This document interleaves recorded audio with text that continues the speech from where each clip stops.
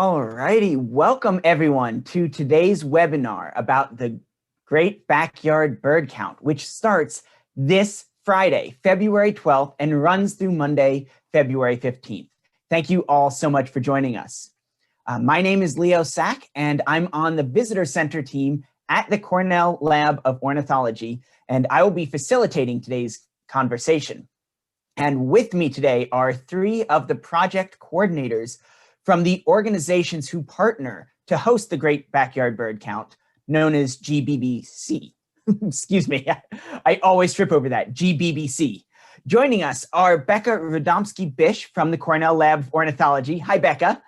Hi, Leo. Thanks for having us. My pleasure. And also Kathy Dale from Audubon. Hey, Kathy. Hi, Leo. Hi, everyone. And Carrie Wilcox from Birds Canada. Hey, Carrie. Hi, everyone. Thank you all so much for making the time to be here with us. We really appreciate it. Now, before we hear from Carrie, Kathy, and Becca, I do have a few quick announcements.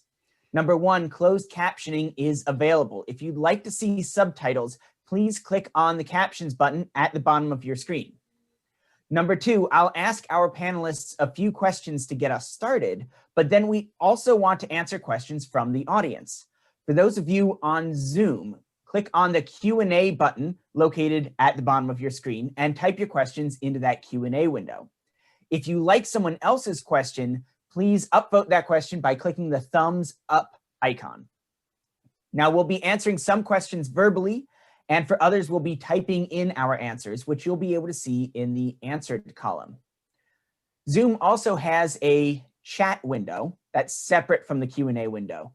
Please only use the Zoom chat for technical support or to share information or say hi. I see lots of people saying things like, hi from Colorado. Wonderful, welcome. We will not be monitoring the Zoom chat for questions. If you want to use the chat, please change the to line from to all panelists to instead say to all panelists and attendees. I have colleagues who are behind the scenes and responding to the Zoom Q&A and chat with us. Now, we are also working on streaming live to Facebook on 3 different pages. This is our first time streaming to the Facebook pages of 3 different organizations at once. And I think we may be having a little technical difficulty with that. So my apologies. But if you are seeing us on Facebook, thank you for joining us and bear with us.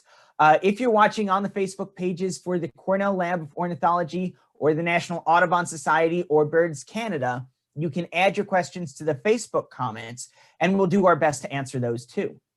Please be aware though, we sometimes see spam attempts in the Facebook comments. So please do not click on any links you see in Facebook comments unless they are posted by us, by the Cornell Lab of Ornithology, Audubon, or Birds Canada. Finally, we'd like to thank the Great Backyard Bird Count's founding sponsor, Wild Birds Unlimited, for their generous support of this annual event for more than 20 years.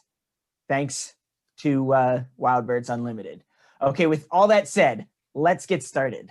So Becca, Kathy, and Carrie, could you each please take a turn to introduce yourselves a bit further?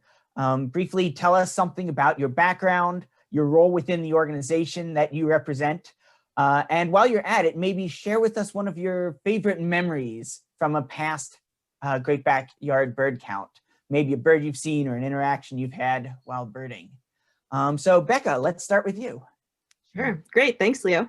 Wonderful to be here. My name, again, is Becca Radomski-Bish, and I'm the project coordinator for the GBBC at the Cornell Lab of Ornithology. And I've had a pretty long run with a love of birds, and it's really an honor to work at the lab, an organization who embraces the importance of biodiversity on the planet in general with a focus on the birds. One of my favorite stories is actually happened just last year, and my son reminded me of it this weekend because he had his really fun kid binoculars and he ran to the window and he said, "Mom, I'm practicing so I can count next weekend." And he just loves this event. We love to pull up 2 screens when we're doing our data entry. One is the live submission map, so you can see the world, and every time you hit submit, a little light glows. And then on the other side is our submission, and so we like to hit submit together, and then he loves to see the light shine there in upstate New York. So this is a fun event. I get my son involved, and we had a great time. Wonderful. Thank you for sharing that. Kathy, would you like to go next? Sure. Kathy Dale. I'm the Director of Science Technology with National Audubon Society. So I wear two hats at Audubon. One is I lead the community science team, presenting community science programs like the Great Backyard Bird Count. So that includes the Christmas bird count, hummingbirds at home, and Climate Watch. I also do technology project management for our community science programs.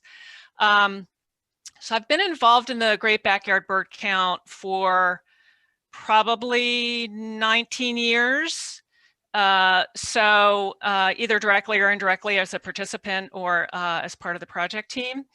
And my favorite memory is kind of similar to what Becca said. So when my daughter was young, she was very excited to participate with mom watching our feeders over GBBC weekend. And she was on point for identifying the 10 species that she could identify and writing them down and keeping track of the numbers. And she was very excited to do that and couldn't wait to run to the window. So it's so much fun to be able to share that kind of new passion with kids. Fantastic. Thank you for sharing that. And Carrie, your turn. Hi, everyone. I'm at Birds Canada, and I have been here close to 20 years. And my role usually involves connecting people to nature through birds. And I coordinate the Great Backyard Bird Count and Project Feeder Watch. And one of my favorite memories of the Great Backyard Bird Count is, well, I live at Long Point, Ontario, and it's a fantastic place for viewing waterfowl during migration. So last year, with the warmer winters, a lot of tundra swans and sandhill cranes just stayed for the winter. So I was able to count hundreds from the farmer's field right beside my house. And I thought that was pretty amazing for the Great Backyard Bird Count. Fantastic. Wow, we have an all-star team here. This is fantastic. Also, I apologize if I'm a little distracted. Our team behind the scenes is working on solving the technical glitches with streaming this to Facebook. So I think we're up on at least 2 of the 3 Facebook pages. My apologies to our Facebook audience if we're just coming live for you. But thank you for joining us for this webinar on the Great Backyard Bird Count. So we've just heard from our 3 panelists, and I'd like to go to Becca for the first real question about the event itself. So Becca, would you please give us sort of the big picture here? For those who have never heard of it before, what is the Great Backyard Bird Count? And that name is interesting, backyard. Is this something you do literally just in your own backyard, or can you count birds elsewhere too? Great question. Count originally started as really kind of a focus on, but we've project right now, and it's a 4-day count. So people have 4 days that they can contribute data to. You only need to count multiple times on that 4-day in February and share with us what birds that you're seeing.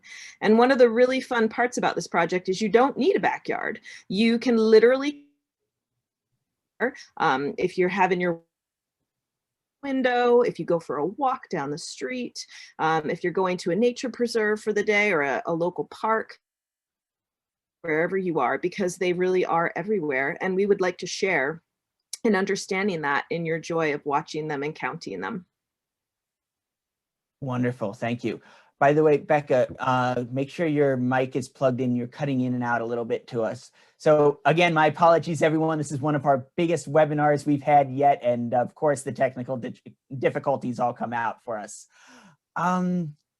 Kathy, would you tell us a little bit about the history of this annual event, how it got started, maybe how it relates to other similar events like Audubon's Christmas Bird Count or eBird's Global Big Day and October Big Day?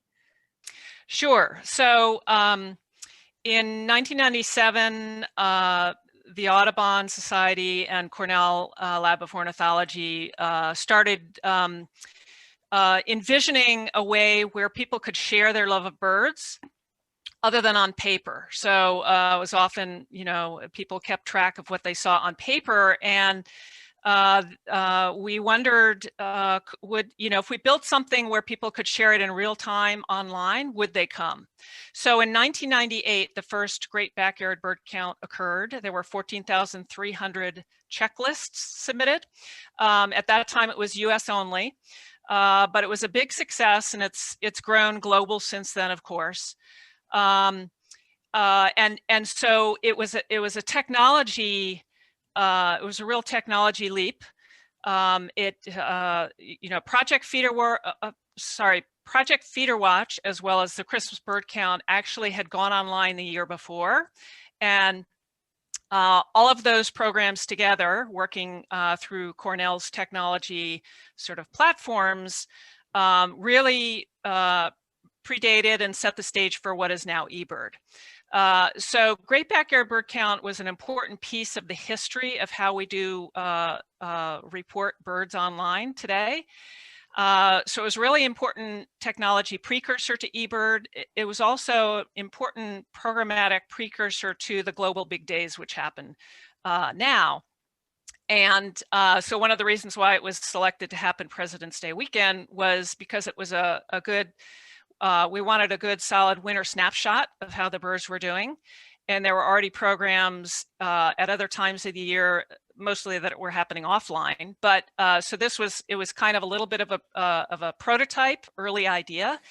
But the short length, the 4 days, is a really important component because it gets everybody working together over a short period, like a global big day, where we can all spend that time together, exploring our love of birds.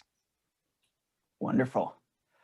It's so cool to hear about the history of how this has really played a role in setting the stage for things like eBird. To me, that's fascinating.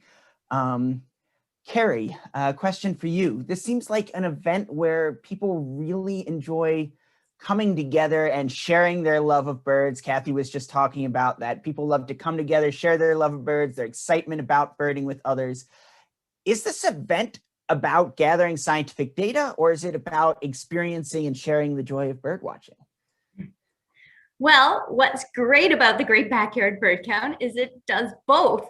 So not only are you contributing to this fantastic snapshot of where birds are around the world, but you're also helping yourself as well. Studies just show that connecting with nature, so watching birds and even watching birds through your window, helps us feel happier and less stressed.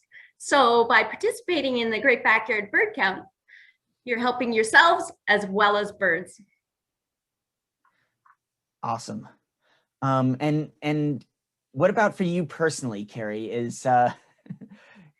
How do you personally see the event? For you, is it more about the sharing of the joy of birds, or do you really get into the data collection? Well, for me, the Great Backyard Bird Count usually involves my family, and we usually head out for a hike and count the birds along the way. And my family is super competitive, so it always turns into a competition for who can find the hawks first. And not only do we do this during the Great Backyard Bird Count, but pretty much anytime we go for a hike. Awesome. I love hearing those stories. Now, the Great Backyard Bird Count has a fantastic website, birdcount.org, that has all the information that you need and a ton of links to great resources. And Becca, I know you've been super involved with that website. Would you like to screen share that, or should I screen share it? And there you go. And walk us through it.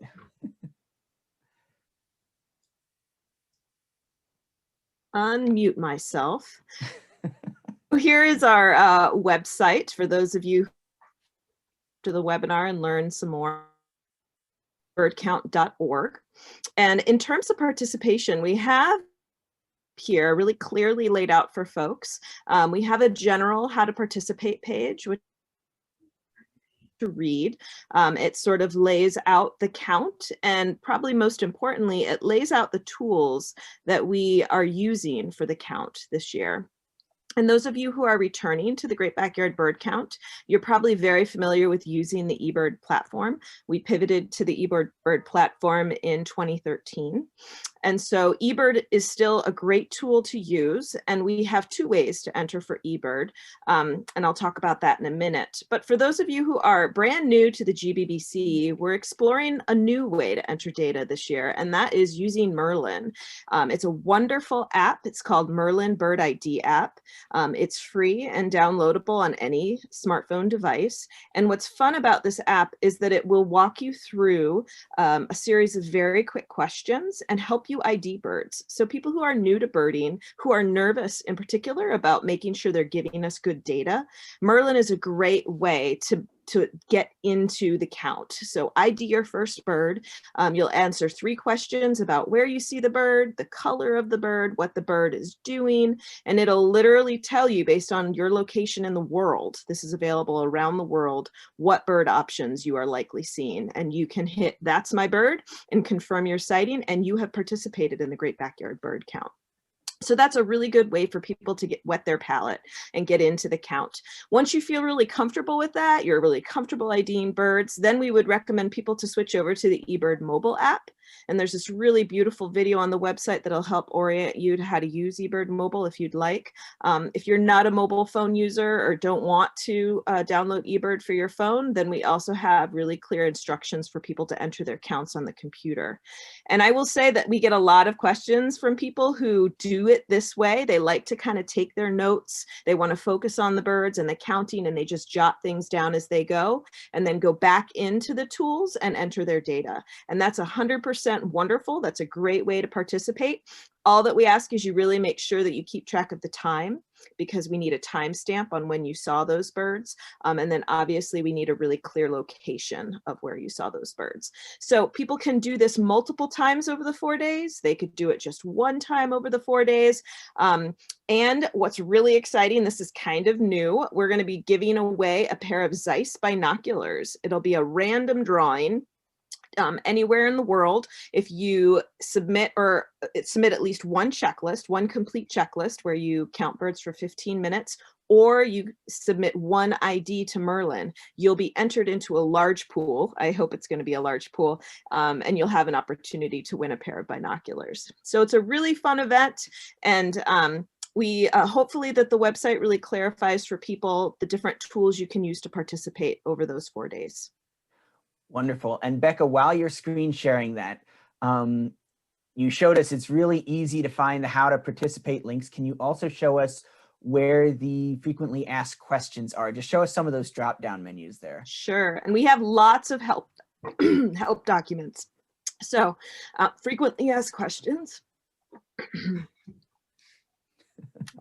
We have lots of them, so feel free ahead of the count if you want to scan through, and you just click on the question and it'll give you your answer right there. And then many people might be watching who want to do group counts, and that's really awesome. This year that might look a little different because of COVID, and we want to make sure people are protecting themselves and their community. So if you're birding with people you don't normally associate or share a household with, please protect yourselves. But there is a very straightforward way to submit data if you're doing it in a group. So I encourage people that are doing that to check out the group counts page. And then we will talk about photos in just a minute. And I think we are also going to talk about how to support educators. So we can click over to the educator page. Perfect. Thank you. So I know we're going to have a ton of questions today because we have an enormous audience. So if we don't get to everybody's questions, please be aware this website has a ton of answers on it. Since we're on the educators page, I want to turn to Kathy. And Kathy, tell us, is this event kid-friendly? Is it school-friendly? What would you recommend for teachers and other educators? Yeah, this is a great event for educators, for scout leaders, for parents, for grandparents, for homeschoolers. because it really offers a lot of opportunity, not only in the event itself, but to present information to, let's say, elementary age children about learning how to identify birds, learning how to use binoculars. One can use it to teach something about the scientific method. So both Cornell and Audubon have portions of their website that are geared towards educators and parents. There are links here on the website to Audubon for Kids. For example, that's the one I'm most familiar with, of course. So the content there is created by our environmental educators, and it's available for free. I have a homeschooler in my family, and she's been using this to teach her kids, not only about birds, but about other things like geography, the geography of where birds migrate. There's all sorts of things kids can learn and get interested in. Art is another aspect of learning about birds, learning to draw. So there's lots of fun ways to branch out.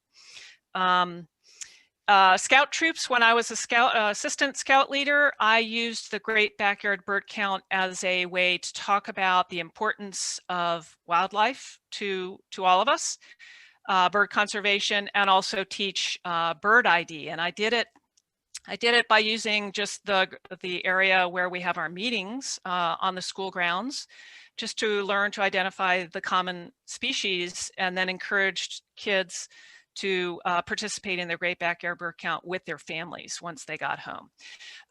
So even though if there isn't enough time to implement something for kids this year, there are plenty of ideas one can use, and you don't even need to be a birder yourself. If you are new to birds, it's great to be able to share the learning experience that kids go through, and adults can go through that learning experience at the same time.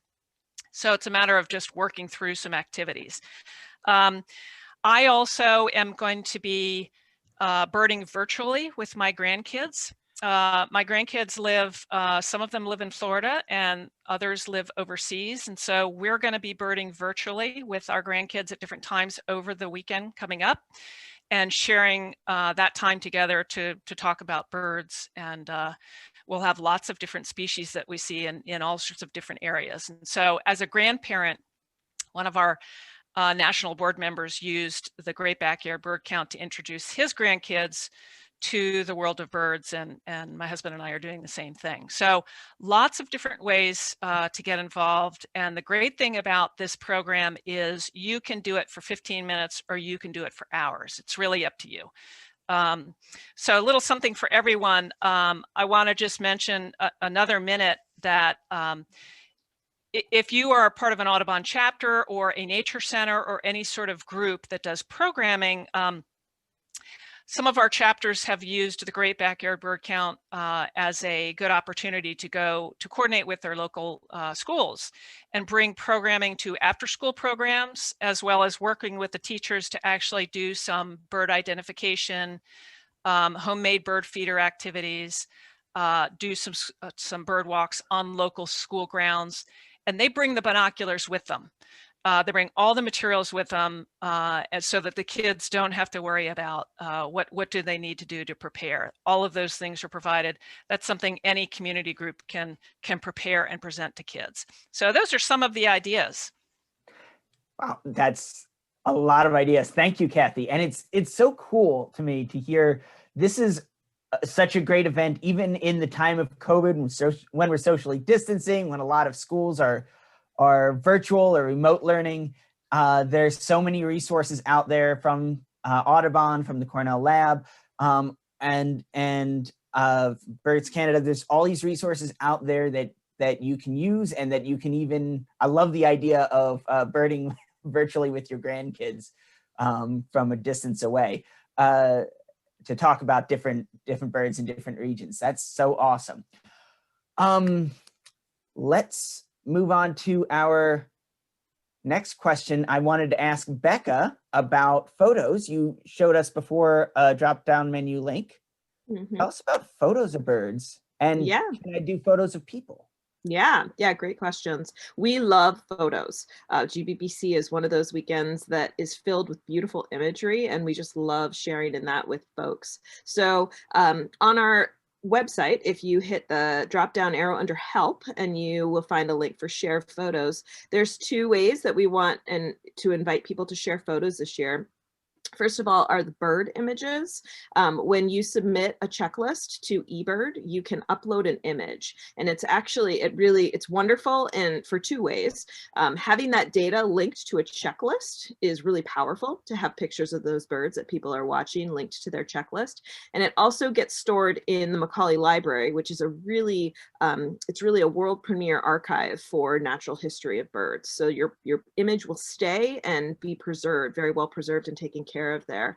So bird images we really want associated with checklists and data this year, but we also love pictures of birds, people birding in the act of birds. So we are inviting people to submit photos of themselves, their family, actually doing the birding, and inspire each other and everyone that gets to share in those pictures of how much fun it is to bird and how much fun it is to spend time outside on this particular weekend, no matter where you are in the world. So there's a link here where you can click, and we invite people to upload their bird images or their birding images. And what's fun about that is everybody who submits a photo of themselves birding over the weekend will automatically get a free Bird Academy course, which is really fun. And then 10 people will also be randomly selected to choose another course of their choosing.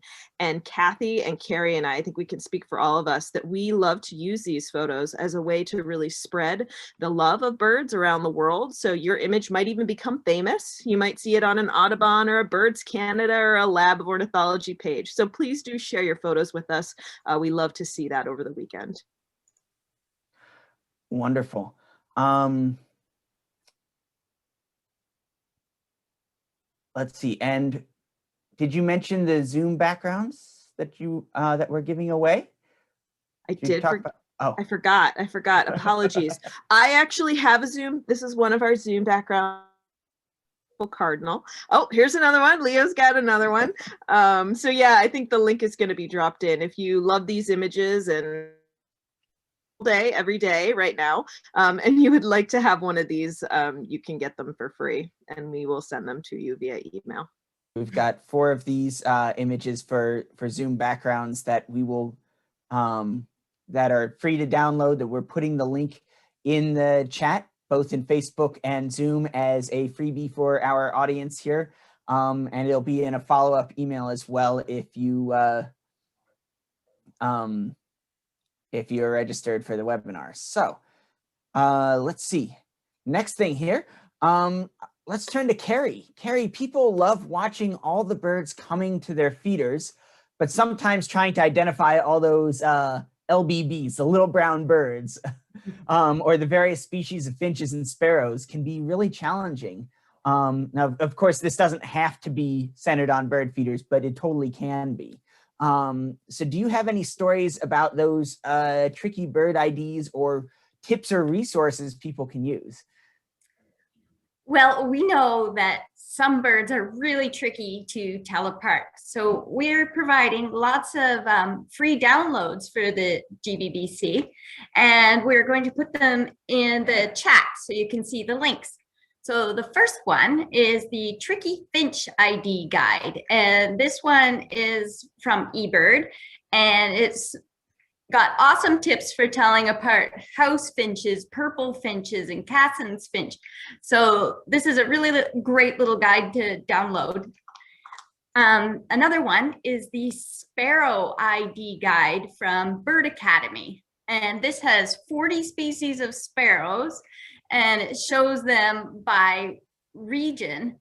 And we know that sparrows can be especially confusing. So this is a really great guide to help you during the count this weekend. So be sure to download this one as well. Now my personal favorite is the Common Feeder Birds poster from Project Feeder Watch. And this has the top 25 species that come to feeders in winter. So not only does it show the birds in winter plumage, but it also gives a size comparison. So this is a really great resource, especially if you're doing a feeder count for the Great Backyard Bird Count this weekend. And so be sure to download this as well. In Canada, we have a Birds in Your Region guide.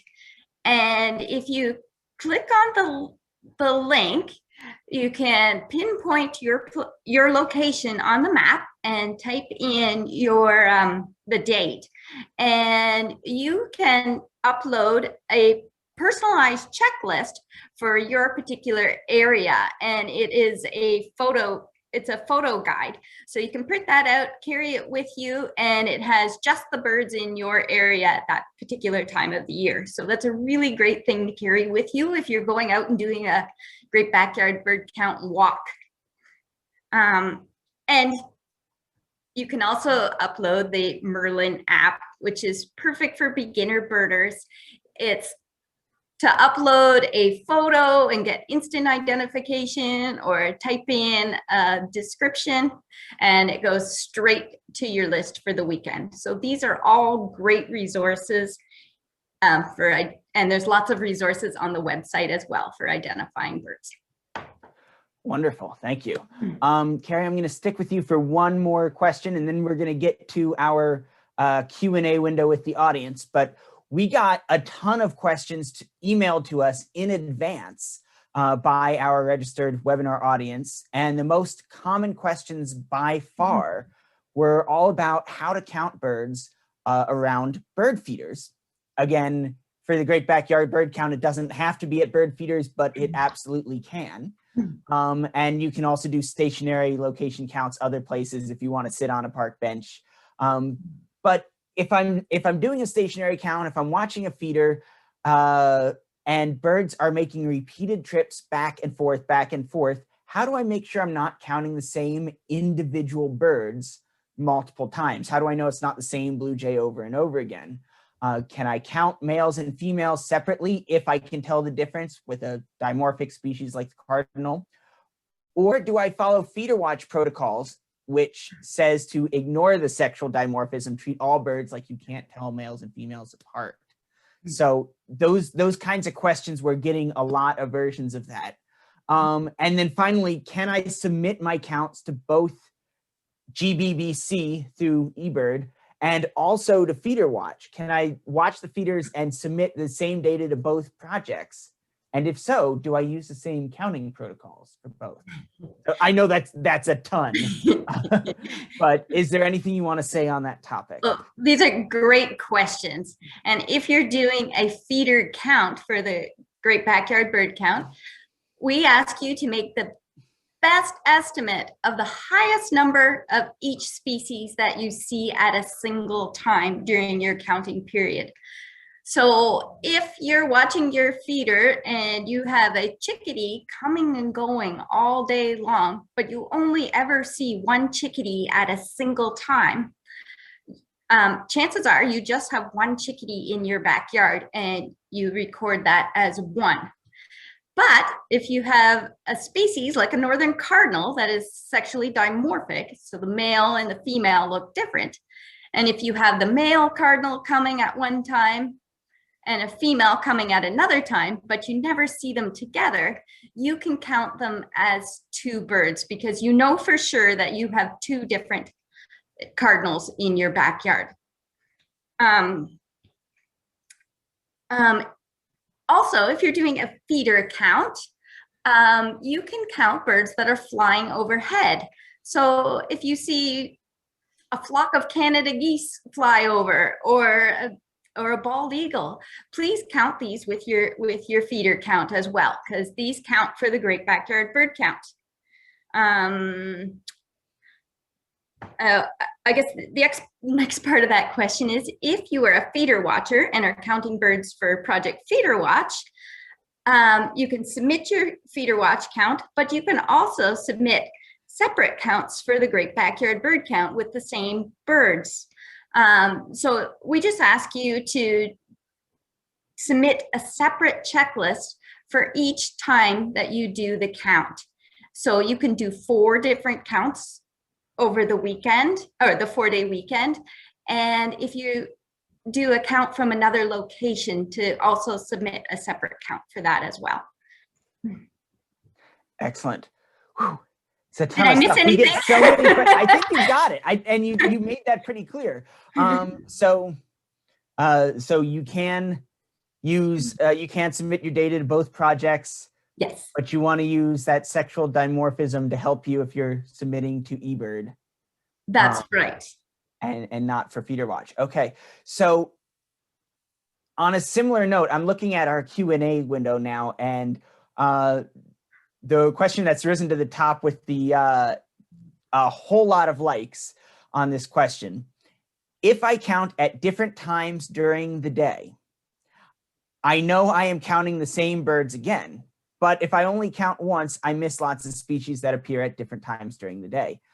So is this a problem in terms of data? So in other words, if I count in the morning and I collect a full list of everything I've seen at, say, at my feeder or in my backyard, and I count again in the afternoon, and I do a full list of what I see in the afternoon, and it might be a lot of the same individual birds that have been staying around my yard all day.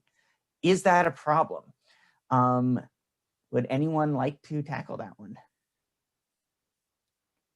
Carrie, you want to keep going? Well, please feel free to chime in on this one. It is not a problem. We want separate checklists for each different time period. It's like doing it on a separate day. Yeah, absolutely. And that's one of the reasons why the period of time with which you are watching and counting is critical to record.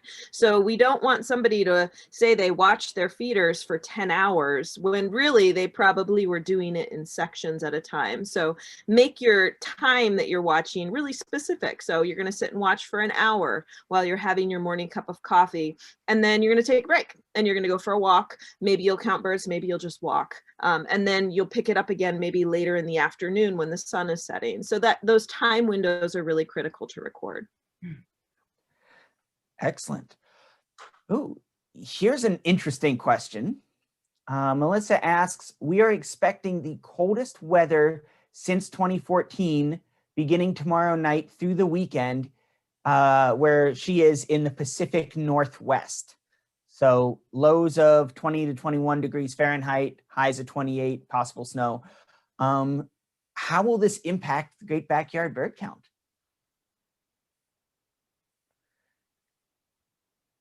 Who wants to tackle that one? Kathy, do you have anything? So yeah, I mean, weather is going to have an impact for sure in terms of people being actually able to go out to a park, let's say, or something like that. You know, the fact that the Great Backyard Bird Count is global gives us an opportunity to get a much wider snapshot of what's going on. So it may, there may be an undercount in one area because of the weather, but there's going to be other people and other birds available in other areas. So we look at the whole, we look with a wider lens and look at the numbers at a larger scale to understand what's going on. Yeah, and absolutely. And if I can just add one thing, that actually makes for really interesting data analysis. So when scientists actually use this data to answer questions that they're researching, they often will overlay bird sighting data with weather pattern data, for example. And so you can kind of see patterns based on what's going on in that region. Did you see certain birds at certain times or not? That's data. No sightings are data. And so it's really, really fascinating how much analysis you can do when you really overlay bird sighting data with other kinds of data sets. Excellent. So if you go for a walk and you see 0 birds, that's still valuable data. Mm-hmm. Yeah, Excellent. We want to know when you don't see birds. It sounds kind of unusual, but it's really important. If you go out to look for birds and you don't find them, that's helpful for us to know. And by the same token, it's helpful to submit a complete checklist to eBird saying you've identified and counted everything that you've been able to identify and not just the species you think are cool. I saw a hawk, but I'm not going to bother counting the robins. If it's helpful to do a complete checklist, because that also tells us what you didn't see. We've got a couple of great questions actually coming in from Facebook about the different apps. So do I have to do anything to register for the Great Backyard Bird Count specifically?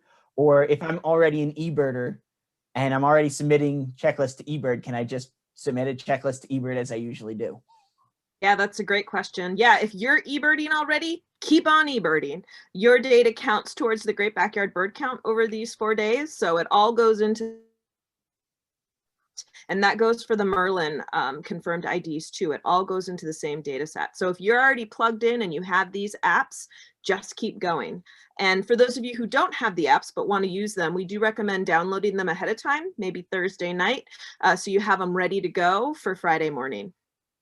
Excellent. Good idea. There was also a question of, can you enter multiple of birds through Merlin? So with Merlin's new save my bird feature, where you can report a bird sighting, it doesn't let you say how many of that species you saw, correct?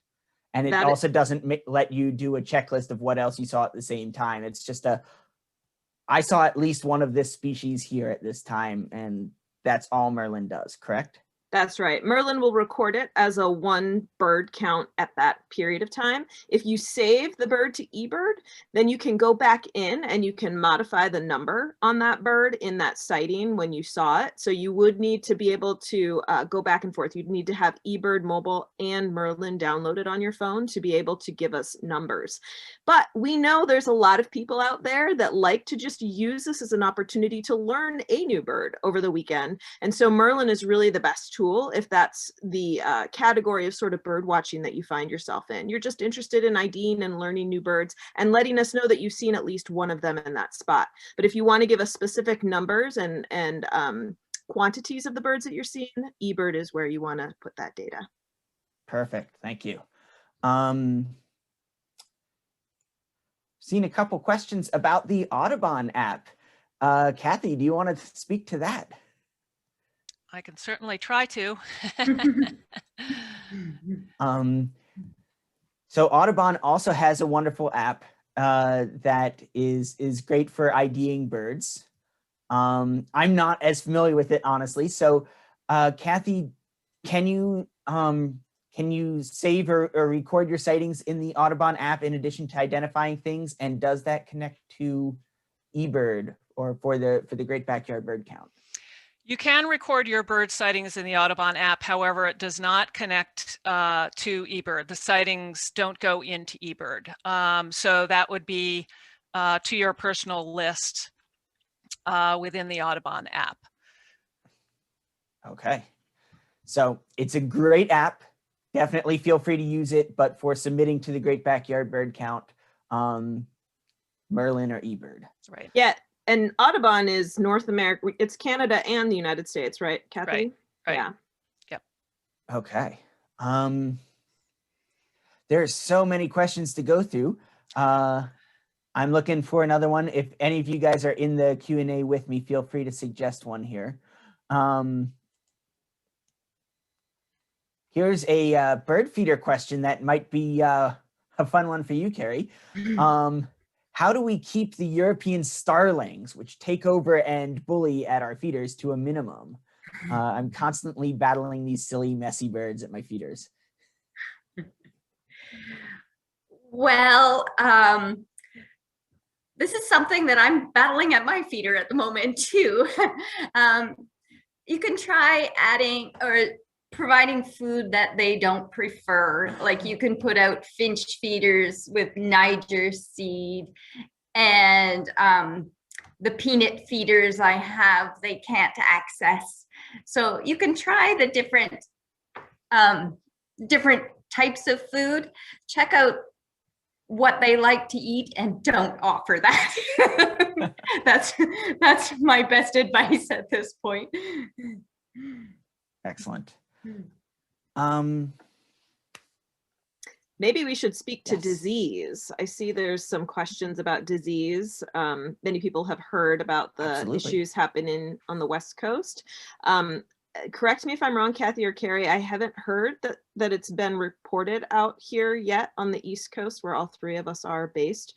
But I do know that Carrie was actually involved in some education through Birds Canada, and she might want to speak to more specifics. But if you see any signs of disease or know of disease in your areas, it's really important to clean your bird feeders. So take those down, scour them, make sure they're very clean. And if the outbreak is really bad in your area, then taking those feeders down altogether and leaving them down for a period of time is in your best interest, or is in the bird's best interest, I should say. So Carrie, I don't know if you want to speak anything more to what Birds Canada has been educating their community on. Well, this fall, there's been an eruption of pine siskins out on the West Coast. Siskins are tied to pine and cone production, and it's very cyclical. So in years when there's very low pine and seed production in boreal areas, then the siskins all move south and descend on people's feeders in great big groups. And this provides an opportunity to spread disease. And right now, salmonella is bad out in BC. So in those areas, we ask you to take your feeders down if it's been reported in your area or if you see sick birds. And we recommend cleaning your feeders with a ratio of bleach, 1 cup bleach to 9 cups water, and also rake up underneath your feeders to get rid of any leftovers that might go mildewy or have droppings from birds in them. So we have lots of tips for how to keep your feeder area clean. Also, maybe try moving your feeders around so you don't get a lot of accumulation underneath. And maybe in areas of outbreak, don't use like platform type feeders where they might be, or droppings are going in the feeders as well. Excellent, thank you. All right, so if you're feeding birds, take care of those bird feeders, keep them clean, and watch for diseases. Sorry, I should say clean them every 2 weeks, even when there's not an outbreak. Good advice, thank you. I'm seeing multiple questions about paper submissions or paper forms for tracking your counts during GBBC. Becca, maybe would you like to speak to that? Do you take paper submissions, or is there a way for people to write down their notes on paper, at least while they're in the field? This is a good question. We don't have paper available for folks this year. There has been a history. I bet Kathy probably remembers. I was not a part of the project, but we did have a history of paper submissions, and we actually accepted paper submissions for a long time. Everything is very easy with technology.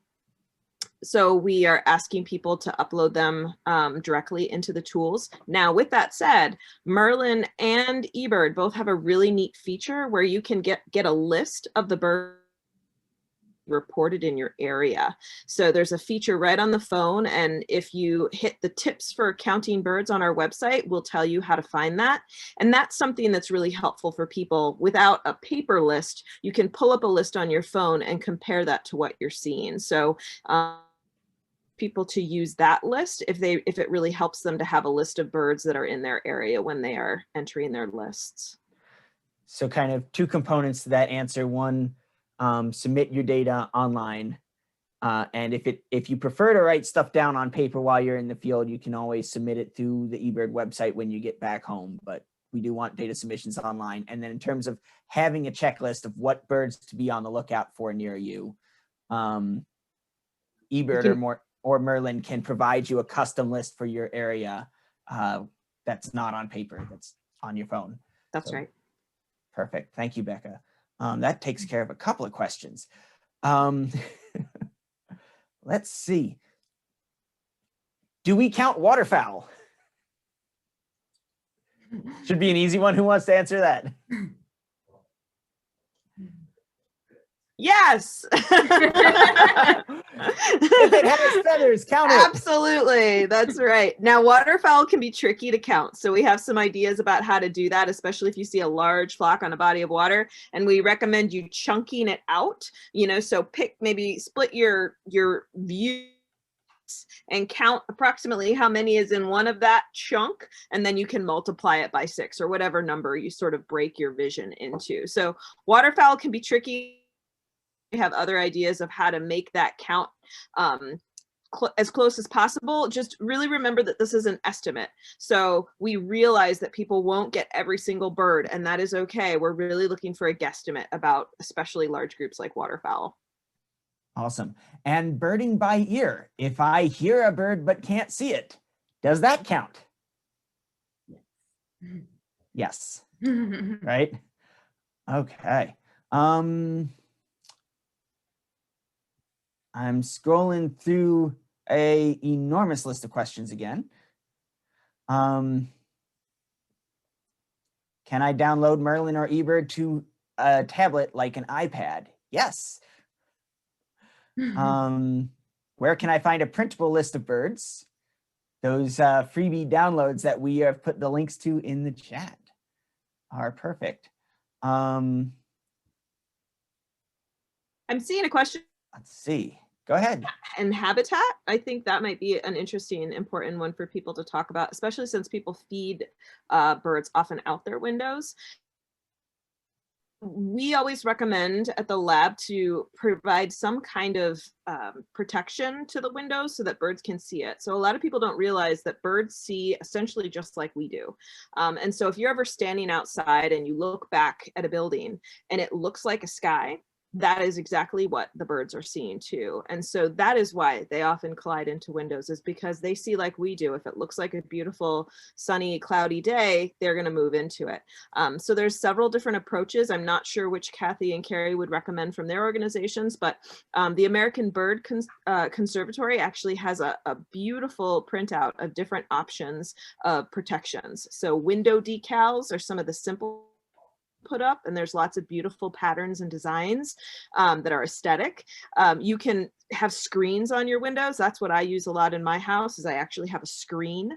And then one of the simplest ways is if you have drapes at certain times of the day that birds are active, and the drapes will often provide that inability for that reflection to happen too. So really protecting the birds is incredibly important. If we're going to feed them and pull them in, we need to make sure that we provide a safe way to do that. So protecting our windows is critical. Excellent. Kathy, thank you, Carrie. yeah. Or Kathy. Want to add Yeah, to that? we have the same guidance. So I don't think I can add anything to that. Yes. Okay. And you guys talked earlier, we talked earlier about bird diseases, including the salmonella and pine siskins on the West Coast. But there's a question about, is this going to affect data for the count, for the Great Backyard Bird Count? Is this going to be factored into analysis of the data, or is there something that people should do to minimize the effect of these diseases on the count?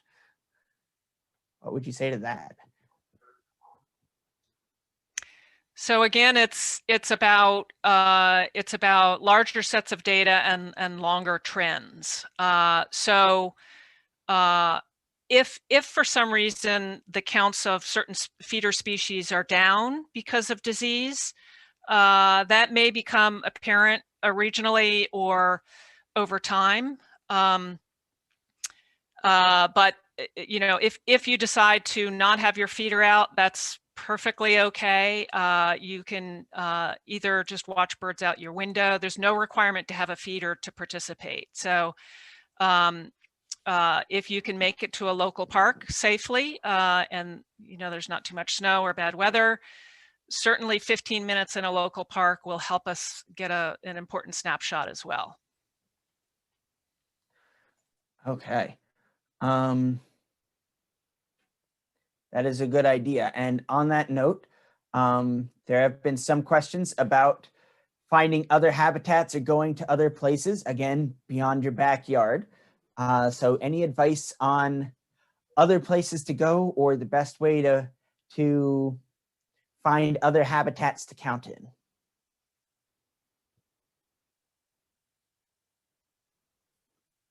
I can Becca? start it, and then Carrie or Kathy, feel free to jump in. Yeah, absolutely. We encourage people. So when we say backyard, we're really thinking about the world backyard, right? We all have a backyard because we're all on this planet. So we definitely encourage everybody to travel to see birds.